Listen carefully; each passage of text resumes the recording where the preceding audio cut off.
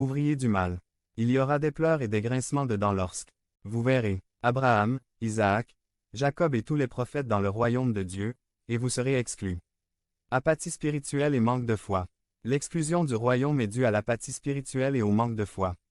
Il existe un christianisme moderne, complètement mis à jour par le système mondial qui leur fait vivre une vie de tiédeur spirituelle et en même temps leur fait croire qu'ils sont approuvés dans leurs œuvres.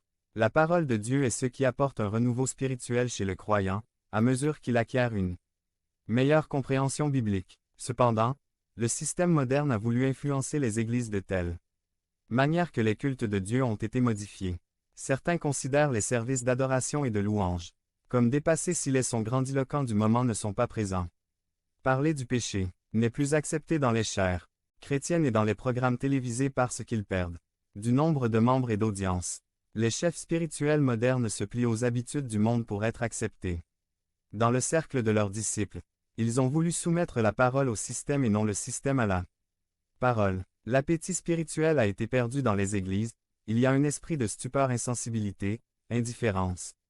Léthargie qui fait que le croyant entend lourdement avec ses oreilles la parole de Dieu, même si elle est chargée de sagesse et de révélation.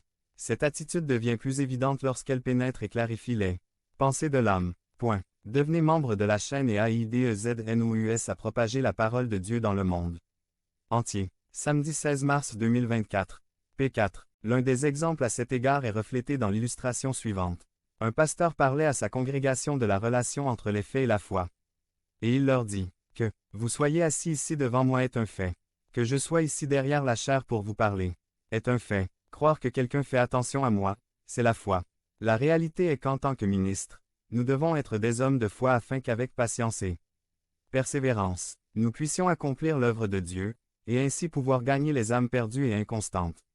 Pour conclure, une enquête menée récemment pour mesurer le pouls spirituel des membres d'Église a fourni des statistiques très inquiétantes. 10% ne se sont pas réunis. 20% ne sont jamais allés à l'Église. 35% n'ont jamais lu la Bible. 40% ne contribuent jamais à l'Église. 60% n'étudient jamais de documents religieux. 75% n'assumant jamais de responsabilité dans l'Église. 85% n'invitent jamais d'autres personnes. Avec lequel de ces groupes faites-vous identifier? Il est plus que jamais nécessaire, alors que nous savons que le temps presse, de faire un examen spirituel et de vérifier si nous avons encore la foi qui plaît à Dieu. Quand Jésus viendra sur terre, trouvera-t-il encore la foi en vous? Devenez membre de la chaîne et AIDEZNOUS à propager la parole de Dieu dans le monde entier. Samedi 16 mars 2024.